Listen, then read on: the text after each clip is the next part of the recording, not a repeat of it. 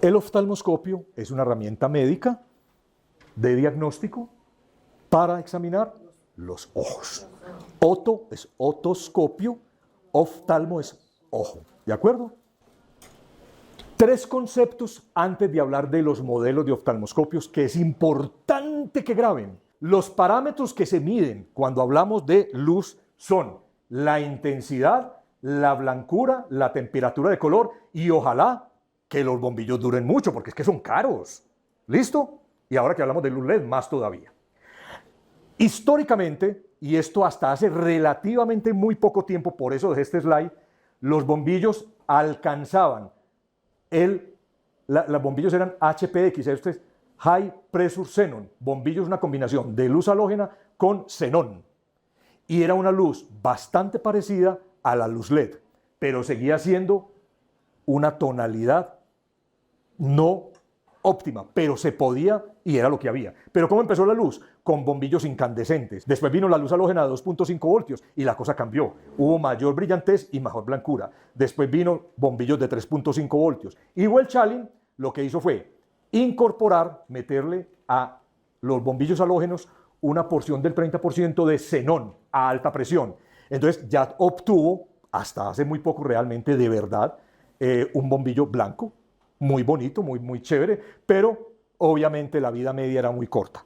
Quiero que sepan de una vez, amigos del servicio técnico, hay una tabla, Dani, muchachos, de Welch-Allyn que habla de la vida media, dependiendo del bateaje de los bombillos, que van entre 17 y 30 horas.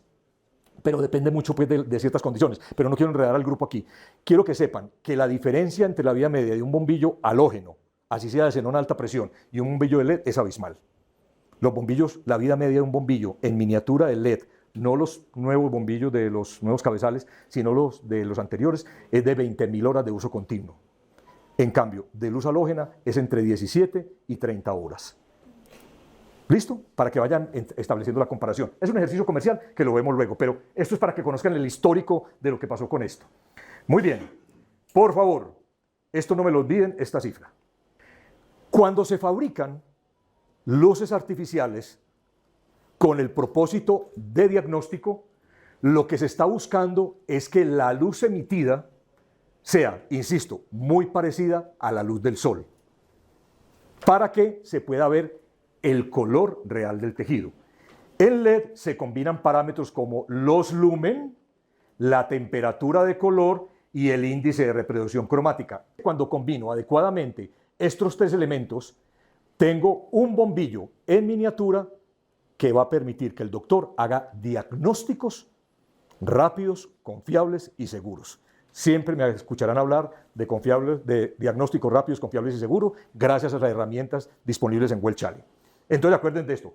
Sure Color es una patente, color seguro, luz LED de Welch-Allyn. Es una patente nuestra. No la mandamos a fabricar en ningún lado. Se hace en las plantas de Nueva York y no sé si la trasladaron para Tijuana, pero bien, es nuestra. Ahora bien, esto es muy importante que se lo graben. Si quieren tomar la foto, tómenla porque esto sí es fundamental. Es un diferencial enorme. Resulta que cuando no es lo mismo iluminar la piel, que es un tejido externo, y ahí sí los 5500 grados Kelvin, como las lámparas que vamos a ver más tarde, son importantes, a iluminar endocavitariamente, por dentro, es diferente. La temperatura de color ya no es de 5500 grados Kelvin, es diferente, va abajo. ¿Listo? Temperaturas de color altas harán que la luz parezca más azul. Cuando los grados Kelvin son demasiado altos, la luz es azulosa. Y entonces eso empieza a crear, sobre todo a nivel de ojos, oídos, nariz, garganta, endocavitariamente, empieza a crear dificultades en la interpretación de la señal que el doctor quiere ver del color del tejido. Eso es importante. Y dice también, mientras que temperaturas de color más bajas tendrán una tonalidad más roja. Entonces, mientras más alta, mientras más blanca, termina convirtiéndose en azul. Y si es muy bajita, tonalidad roja. Para muchas aplicaciones médicas de visualización endocavitaria, es decir, adentro del ojo, adentro del oído, adentro de la nariz, adentro de la garganta, entonces, tales como la otoscopía y la oftalmoscopía, la optimización de la temperatura de color es esencial para garantizar un color, ¿qué me faltó? Garantizar un color de tejido verdadero, Bueno, espero que me entiendan. Para ver el color real del tejido. Entonces, esta diapositiva lo resume todo. La temperatura de color de los oftalmoscopios de Welch-Allyn, la temperatura de color LED es de hasta 3500 grados Kelvin. En los tradicionales, cuando era halógeno, era muy bajita, 3200 a 2000 grados Kelvin. Si era de 2.5 voltios o de 3.5 voltios. Entonces miren cómo se torna rojizo, que es lo que nos están diciendo aquí. ¿Sí ven? Rojizo. Si es muy alta, entonces se torna azulosa. ¿Qué es lo que el doctor necesita ver? Que la tonalidad del disco óptico sea el real. Pero esto es importante, no olviden, nuestro bombillo LED tiene una temperatura promedio de 3500 grados Kelvin. Y en el caso del otoscopio, que es la primera herramienta que vimos, entonces también es fundamental. El otoscopio tiene un promedio para que el tímpano se vea correctamente. Entonces, esto es fundamental cuando hablamos de la temperatura de color. Entonces, en los otoscopios de luz LED, 3750 grados Kelvin, 3800, y en los oftalmoscopios, 3500 grados Kelvin. Muy bien. Esto también es importante, parte de la historia, rápido. Miren, 1915, el primer oftalmoscopio, que se podía manejar con una mano con un bombillo incorporado. En 1960, Welch-Allyn empezó a crear los primeros otoscopios con ¿cómo se llama esto? Con la fibra óptica. El primer bombillo en miniatura, mire esto, con gas halógeno. Esto fue impresionante, este salto, y le vendió al mundo entero. En 1980, los primeros oftalmoscopios coaxiales del mundo. Ahora vamos a ver qué es eso. El Panoptic, que fue una revolución. Cuando este venció la patente de 20 años, lanzó el Panoptic. Los primeros mangos de litio. Y en 2021 lanzó lo que hoy estamos presentando, que es el famoso Enhance. Enhance es un término marquetero, pero está hablando del Macrobio, del nuevo Macrobio, del nuevo Panoptic, que lo llamaron Enhance. Pero en Latinoamérica se vino a lanzar oficialmente el año pasado. Bueno, 2023 a finales, pero ya se protocolizó el año pasado. Muy bien, por definición, lo mismo que hicimos con el otoscopio. ¿Qué es el ojo? ¿Para qué sirve? ¿Qué es lo que logramos con esto? ¿Qué es la oftalmoscopía? Muchachas, no lo olviden, ahora que lo mencioné, pregunté, es el examen de la parte posterior del ojo, el fondo, que incluye la retina, el disco óptico, las coroides y los vasos sanguíneos, pero también se puede examinar la córnea, ¿listo? El humor vítreo, etcétera, etcétera. Y por definición, entonces, el oftalmoscopio es un instrumento médico que permite examinar el fondo del ojo, detectar enfermedades oculares. Está formado por varios lentes, espejos que iluminan el interior del ojo a través de la pupila y del cristalino. Miren lo lindo de un fondo, de un ojo. Entonces, el doctor, cuando examina, quiere llegar aquí, a esta parte principalmente, pero también mácula, el humor vítreo, todas las partes del ojo. ¿Listo? Esto es el oftalmoscopio. El oftalmoscopio no lo inventó Welch-Allyn. Welch-Allyn lo que hizo el doctor Francis Well fue crear el primer oftalmoscopio que se manejaba con una sola mano y que tenía un bombillo incorporado en miniatura. Pero ya desde 1851 los alemanes ya venían trabajando en diferentes tipos de oftalmoscopios. Este es el coaxial y este es el nuevo Panoptic. Muy bien, esto es lo que es el sistema óptico coaxial que está presente y va a seguir presente en nuestros oftalmoscopios, principalmente en el estándar. ¿Qué es coaxial? Se lo voy a resumir así de sencillo. Por dentro del oftalmoscopio tiene un espejo que tiene una pequeña inclinación. Hay un vástago, un palito, y va soportando un espejo que tiene una leve inclinación. ¿Listo? Viene la luz que está en el bombillo, proyecta la luz, golpea el espejo y proyecta la luz hacia adelante.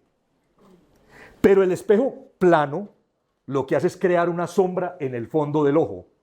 Crea una sombra. Y esa sombra hace que el diagnóstico sea más dificultoso. ¿Qué hizo Welch-Allyn con la patente coaxial? Es que le abrió una muesca al espejo y por eso se llama coaxial. El coaxial es con el eje visual del doctor. Entonces él podía ver, cabalgar su eje visual, montarlo en la luz y llegar sin menores sombras al fondo del ojo. Veámoslo de manera más esquemática. Es esto. Esto es el sistema óptico convencional. El filamento del bombillo es plano. Miren la sombra que crea. Y el coaxial es el mismo lente, pero le abrieron una muesca, curvaron el filamento del bombillo y hubo un aprovechamiento casi del 98% de la luz proyectada. Bueno, aquí está de manera esquemática qué es lo que pasa con sistema óptico convencional y coaxial. Las partes del oftalmoscopio. El oftalmoscopio tiene una cosa que se llama las aperturas o aberturas. que sencillamente se refiere al tamaño y la forma en que se proyecta la luz. Y cada una de esas aperturas o aberturas tienen una aplicación o una función. No pretendo que se las aprendan ahora. Quiero que sepan que nuestros modelos de oftalmoscopios, cuáles tienen y cuáles no, porque eso marca la diferencia en cuanto al precio y la complejidad y a quién se lo vamos a ofrecer. Eso sí es importante. Otro elemento muy importante son los filtros. Y esos filtros son mecánicos y son barreras que se le ponen al oftalmoscopio en la parte de adelante que hacen que la luz tenga una tonalidad diferente. Entonces existen el filtro de azul cobalto y el filtro verde. Aquí está. Entonces, el azul cobalto, el vascularizador, que también se conoce como de luz anerita o verde, más fácil aprenderse verde o vascularizador, y vascularizador porque sirve para ver e identificar mucho más rápidamente venas de las arterias, porque lo separa. Las venas son más oscuras y más gruesas, y las arterias son más delgadas y más transparentes, porque lleva sangre oxigenada. Pero entonces con ese filtro vascularizador o verde se pueden ver más fácil. El abierto claro, sencillamente no hay filtro, deja pasar la luz tal cual. Y el polarizador es el que elimina los destellos que provoca el reflejo del oftalmoscopio cuando estoy iluminando el fondo del ojo. Muy bien. En la parte frontal de los oftalmoscopios convencionales está el selector de aperturas, el selector de filtros, la ventana por donde sale la luz. Y delante, la cara del doctor, está una goma que se llama goma apoyaceja. En la tarde, cuando tengamos un oftalmoscopio en la mano, vamos a ver que aquí hay una ventanita iluminada donde se ven unos números rojos y verdes. Y eso indica el número del lente, que se reconoce como dioptrías. Y hay dioptrías positivas y dioptrías negativas. Dependiendo del grado de problema refractivo que tenga el paciente, entonces el doctor lo que hace es una compensación del defecto refractivo moviendo el selector de lentes, graduando las aperturas de más a menos. Dependiendo del modelo y de la marca, las dioptrías son más o menos. Tradicionalmente los oftalmoscopios de Welch-Allyn van entre menos 20 a más 25 dioptrías. Y en los oftalmoscopios más complejos va entre menos 25 a más 48 dioptrías. Listo, ese es un oftalmoscopio, llamémoslo convencional. Todos los oftalmoscopios, nuestros y de la competencia, tienen más o menos las mismas configuraciones. Unos tienen más lentes, otros tienen menos lentes, más dioptrías, menos dioptrías, pero finalmente esto es un oftalmoscopio. Este es el único oftalmoscopio de los convencionales que quedó disponible en el mercado. Este es el modelo y si tiene el guión L es porque es de luz LED, ya no hay halógeno. Se siguen vendiendo repuestos, seguramente el bombillo LED, halógeno, pero eso se va a acabar. Este es el que, bueno, cuando viene así ya está incorporado el bombillo, pero si se daña lo pueden cambiar a gusto del doctor, no creo, lo cambian por halógeno, no es sino quitar y poner, no necesitan herramientas de la NASA. Bueno, tiene sistema óptico coaxial, 28 lentes que se pueden en un rango de menos 25 a más 40 dioptrías, 18 posibles combinaciones de aperturas, es decir, las aperturas y los filtros se pueden combinar hasta lograr 6 aperturas, 3 filtros, 6 por 3, 18, se combinan y da esta posibilidad. Esto siempre fue un lockout specification para las licitaciones y nos la ganamos todas por esto. Ya hoy no tenemos esa ventaja. La goma frontal para apoyar la ceja, para que el doctor no se raye las gafas, y en la óptica es completamente sellada para que no entre polvo. En oftalmología sí que es importante que las ópticas sean selladas, que entre polvo es mortal para un oftalmoscopio. Muy bien, ¿qué vino de nuevo? El oftalmoscopio Panoptic. ¿Listo? ¿Vieron? Entonces nos fuimos de lo tradicional al Panoptic, que es lo que vamos a empezar a promocionar con fuerza. Y dijimos que el Panoptic tiene dos versiones, la versión Plus y la versión básica o estándar. ¿Listo? Muy bien. ¿Qué tiene importante mencionar en este momento? El campo visual es de 20x o 20 veces más grande que un oftalmoscopio convencional.